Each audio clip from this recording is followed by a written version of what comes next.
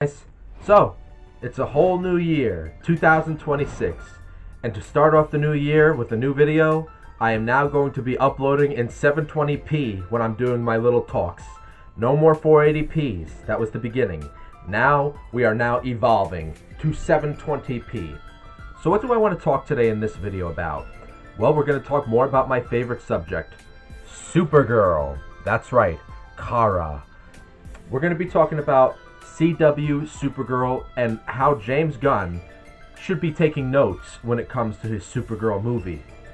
And yes, I decided to start the CW Supergirl TV show for the first time, and I have to say that I'm hooked. I'm absolutely hooked. Now, maybe like 5 or 6 years ago, when I was doing a whole buying spree of TV shows on Fandango, I bought all the CW stuff from The Flash, Supergirl, Green Arrow, because I knew that one day I would go into some of this stuff. But the Flash shows I was already watching. I watched most of that up to like season 5 or 6 because I enjoyed it. I got kind of bored of it by season 6. But I'm glad that I've waited this long to actually sit down and watch Supergirl CW, because I don't think I would enjoy it 10 years ago, 8 years ago. I enjoy it now, knowing everything that's going on now, and comparing to what we're going to get from Supergirl out of DC now at this point. I think CW Supergirl, yes, it takes plenty of liberties, and I'm sure there were some controversies at the time.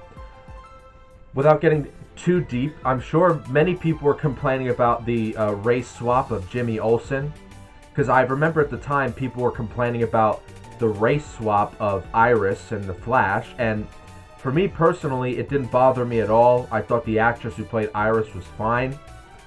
It didn't ruin my enjoyment of the overall show at all, actually. I'm gonna have to say the same thing here. I mean, it's just a CW thing. You know, you can't expect like top notch perfection from a CW show. It's very drama, very reality show like, you know, like it's the best they could do. But the Jimmy Olsen probably was a controversial thing, that they made him this black bald guy, and he's like a ladies' man. He's getting it with Lucy Lane. Kara wants a piece of him. It doesn't bother me that much. It's fine. Like, it's because why is it that I think this show should, well, I'm holding this statue up. This has nothing to do with the show. It's just Supergirl from the animated TV show. But you know what this show gets right, that James Gunn's Supergirl is going to get wrong if he sticks to what he's doing? And if James Gunn continues to base his Supergirl off of this version of Supergirl, it's going to fail. I'm sorry. I mean, I'm sure there will be plenty of people who will like it, but overall, it will be Superman 2025 2.0. It will not do well. I don't care what you tell me about sales, box office numbers, which conveniently none of you use the inflated numbers. So if you base it off of the inflation of our time now and the inflation of Superman in 2013, Superman 2013 clearly wins. And I'm not even saying that as a Snyder Bro perspective, just saying as a fact, if you base it off inflation, Superman 2025 did not do good. But screw all of that about the money and that. Superman 2025 just sucked. So it's going to happen again with Supergirl Woman of Tomorrow, especially if he's basing it off of Tom King. Now, Supergirl CW gets Supergirl right because she's not cursing every minute. She's not a bitch. And I actually like the actress a lot who plays her. And I think they do a really good job. Like, she does a really good job from looking like when she's Kara, right, at work, and then when she's Supergirl, she looks like two different people. See, that's what Zack Snyder failed. See, and you see what I mean? This is what I mean. I'm not a Zack Snyder bro, because I got plenty of complaints about him as well. He failed miserably when he was creating Clark Kent, right? The persona of Clark Kent. What's his name? Henry Cavill? He was the same. when he was Clark and when he was Superman. There was no difference. It felt like they were exactly the same person. And you can say, oh, of course they're the same person. No. Now, that's one thing I will give James Gunn. And I said this in my very first video that I've made about Superman. I thought that the new guy who played Superman, he had a decent Clark. There was potential in his Clark. So there was that difference that there was between Superman and Clark Kent that James Gunn had in his movie, but the movie still sucked, unfortunately. But Zack Snyder failed miserably at that. In CW Supergirl, they do it beautifully. Like, she's like this sweet, nerdy, awkward kind of girl. And in this version of the Supergirl, she doesn't come out as Supergirl like until she's older and she's ready. She comes from she got trapped in the Phantom Zone when she was coming with her cousin Cal, Superman. She was supposed to be the one to protect him. She was older than him, but she got trapped in the Phantom Zone. So he went to Earth without her, and she ended up coming to Earth like 15 years later or so, and she was still the same age she was when she left Krypton in this version. So Cal was already Superman. He already went through his trials and tribulations as Superman. When he found out Kara crashed on Earth, he found her, and she was like 12 or 13 or so, and he found her a family to raise her. So I love that, actually, what they're doing here in the show. And again, why this is already a better thing than the book. As I said in my book, in the book review about this lacked any grounding at all of Kara's world, right? They mentioned parts of her world, like she would bitch about Superman in this, but that's about it. In the TV show, when she bitches about Superman, there's a reason, and it makes sense, and it works, and let me explain. And also, they don't just talk about Superman. The world talks about Superman around her. Superman literally in episode 5, when she's almost getting killed by Reactron, because she's just starting to be Supergirl, but she's like going over her limits. She's not taking it one step at a time. She's doing too much too fast, and she almost gets killed, and she has a couple of accidents throughout the beginning of the show. So Reactron is like almost killing her, and Jimmy Olsen is like worried about her, you know. So, and Jimmy in this has a connection to Superman because he was his photographer in Metropolis, and he moved over to a national city where Kara is living right now. He calls Superman, and like Superman, when Reactron is like killing Kara, he fucking boom comes down and stops Reactron, and then Reactron and him fly off together, you know. So even though Superman doesn't have a role in this, just that little, like, you know, brings that grounding that I said that this book had none of. So you don't have to show Superman's face, but you know they're sharing the same world. They showed it to you. They didn't say it. They're showing it to you. And they showed it to you when he took her in, and he when he brought her in as a 13-year-old and helped her get in a family that was willing to raise her. They showed it to you. They didn't tell it to you like what Tom King does in his shitty book. And to go on, I love this actress who's playing Supergirl. I don't know how to explain it, but when she's in her Supergirl outfit, like, she looks like a mix of Helen Hunt and some other actress, and I love her. Like I love her look, and the way she acts, the way she speaks, it's great. And what's so interesting about this is she's starting off like a kind of goofy, and when she complains about Superman, it's not like how she complains about Superman in The Woman of Tomorrow. In The Woman of Tomorrow, she's like, oh, I can't curse like Superman. Oh, he would get so angry if he heard me saying fuck, fuck, fuck, fuck, fuck. And then she would say, like, I can understand why people fucking hate Superman. That's what this imposter was saying by Tom King. But in this version, I'm showing you, in the TV show version, when she complains about Superman, it's because she's trying to become something of her own. And when he comes down to save her from Reactron, she did almost like die, and they had to get her, and she had to wake up like she was unconscious. And she was angry at Jimmy for doing that, and she's like, maybe you should go. You don't trust me. You're not gonna let me be my own. But she was only angry at that for a moment. But she eventually, she realized Jimmy did it because he was worried about her. Superman did it just because they're family and he wanted to save her.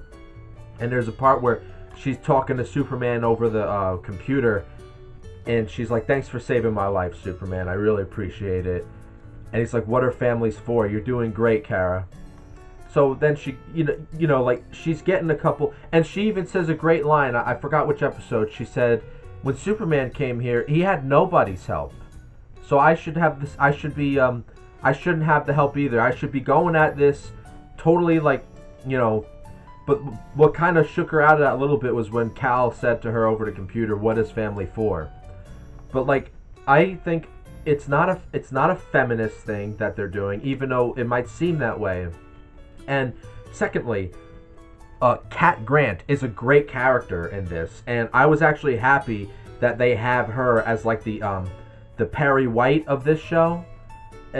So in this version in National City, I forgot what the newspaper, the media organization is in this, but they compete against Metropolis just because Cat Grant used to work in Metropolis, so she has all these stories about it, and she became a success. And Cat Grant is based in this. She says some really cool stuff. She's almost like a mentor a little bit towards Supergirl in this. There's this one scene where Supergirl, or Kara, is talking to Cat, and she's like, why are you calling her Supergirl? Shouldn't you call her Superwoman? I mean, isn't that an anti-feminist thing? And Kat was so based. She's like, well, I'm a girl, and look where I am. I own this whole media thing. I'm this, I'm that. And I'm a girl. I'm not ashamed of being a girl. And she kind of shook Kara out of that, shallow way of thinking a little bit. And they had all these cool pieces of writing. Kat serves as Supergirl's, she kind of softens her edges a little bit. And it's brilliant, actually. That writing is brilliant, because the worst writing I've seen when it comes to leftist writing and media is they would give the feminist trope character everything they want, and there wouldn't be anybody to kind of back talk them. So Kat is a great, she throws back the ideas and makes Kara think about what she's saying, really. And she's very hard on her, and Supergirl at first, she expects all this praise, but Kat is teaching her that's not what it's going to be. You're going to have people watching your every move, and you got to take things one step at a time. And it's just some great character development in this show. I'm actually loving it. None of that was in the comic book here. So James Gunn, if a CW show has more interesting characters, writing, story than your comic book that you're basing your movie off of, you're having a problem here, bro. Because make fun of me all you want. Oh my God. This guy is saying that a CW show is good? Ew, it's CW. Yeah, I know all the things we can make fun of when it comes to CW. I like The Flash.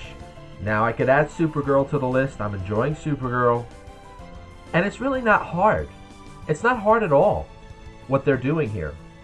And also another thing that I like the supporting characters. I like her sister Alex. She's a great character. I like that actress a lot. She has a nice face, and her arc is interesting. I also like, I almost forgot to mention another piece of grounding that this show has that the book is completely lacking. Maxwell Lord is in this as also a villain, right? So it makes you think about Wonder Woman. So like I said about why I liked Gail Simone's Wonder Woman was because you had all these little characters that would show up to remind you you're in the world of DC Comics. And there's all these little things connecting, and it feels like one world almost that is connected. Even if it's different and it's not the same as an old comic run you would read, just the familiar things keeps you in. It just adds to the lore. It adds to the interest and the love you have for the world. So yeah, and the guy playing Maxwell Lord is fucking, he's cool, dude. I love this guy. Pedro Pascal, move aside. Although Pedro, you did very good as Maxwell Lord in 1984. I'll give you that. But this guy, oh dude, this guy is cool, man. He's like Tom Cruise mixed with Chris Pratt, but like in a sly, kind of smart-ass way. I love him a lot. So he's doing all these sly things. Obviously, we know he's the villain because we read comics, but he starts off like they're not really sure, and now only Supergirl knows he's doing bad stuff on the side. And they had like these like great moments where she comes through his window and she's like basically saying, I'm pretty sure you're the one who caused those bomb explosions, and you, for some reason, had that guy blow himself up on your train rail on TV, and I'm not quite sure what's going on here. And it's like, well, you can't prove any of that. It's all conspiracy theory. But I can tell you, and then, you know, it's clear that he's testing her strength. He's testing Supergirl. He's trying to figure out what to do about her, I guess. And then, even more cool supporting characters come in. Lois Lane's sister comes in from Metropolis because her and Jimmy Olsen broke up in this, but she wants to get back with Jimmy Olsen, and that gets in the way of Kara because Kara has a thing for Jimmy, and clearly she's not seeing that the Wynn, who's another character in this, loves her, likes her a lot, and he's doing all this stuff for her, but she's so fixed on Jimmy. But anyway, Lucy Lane comes in, and she is also working with her father, who shows up in this as well. And as soon as the father came in episode 6 as a general, because they invited Supergirl to come do a test, and they challenged her, we need you to come test out this new android that we're working on. And as soon as the father came in, I knew right away, that's Lois's father. Right away, dude. The guy they picked for him, I knew it. And then when Lucy came in, I knew that's her sister. I knew right away. Like, so the show is brilliant. Like, it doesn't fuck with you too much. It has a couple of inconsistencies, and it's not perfect. You know, a little girl drama stuff that's a little, you know, corny a little bit. But it's a great Supergirl adaptation, and I'm enjoying it. So, yeah, anyway. Oh, and the android that she fights is Red Tornado by Dr. Moreau. And that was sick. I love that. She fights Red Tornado. And she even destroys Red Tornado, because at one point, she freaking beams him to death and blows him up with her beams. So that was sick. That was badass. So if a CW show is able to do all of this, why are you deconstructing her character? Like, I know this is controversial, but I would even take the Supergirl actress and give her a movie. I used to say that about The Flash. Like, as much as I like Ezra Miller, actually, not as an actor, like, I grew to like Ezra Miller as the Flash, even in the bad Flash movie. Like, he was fine, you know? Like, I'm just like, you know what? It's just a separate Flash thing. He's fine, actually. But I used to say, when I used to not like that they picked Ezra Miller, because I was a huge fan of The Flash, of the TV show. I forgot the actor's name, though. I used to say that they should just take the guy from the CW show and just give him a movie like that. Like, that's it, you know? So, I'm saying the same thing about this woman playing Supergirl, who looks a lot like a very attractive Helen Hunt. I might be saying the actress's name wrong. Who was the actress who was on that movie with Jack Nicholson, As Good as It Gets? She was fantastic. I love her. She's so funny. But I'm saying she looks like her. You know, like if she had a daughter or something. So Supergirl looks like that. So that makes me love her even more, because I love Helen's face. Like, she's got such a nice, funny, warm face. And so this actress they picked for Supergirl was perfect. Like, that's what I think of Supergirl. This actress now. I don't think of this. I don't think of mean, cold, cursing every minute, hating her cousin. Because this Supergirl doesn't hate her cousin. She just wants to do her own thing. She wants to build herself up without any help, which is understandable. Like, it's not a feminist thing. She just doesn't want to be... She wants to build her own thing and grow her own character development. I think that's honorable, actually. So yeah, like, what do you guys think? Do you guys agree with me that the CW show is already better than, and I'm sure it's going to have its bad moments as I'm going through the show, and maybe I might not end up liking the entire thing, and like I did with The Flash, but even if you just base these first 7 episodes that I've watched in 2 days, because I've been hooked on it, like, just these 7 episodes enough, like, already destroy the comic Supergirl Woman of Tomorrow, and makes James Gunn's iteration look like it's already going to be shit. I explained why I thought it was going to be shit more in my other videos. But yeah, let me know what you guys think. Like and subscribe.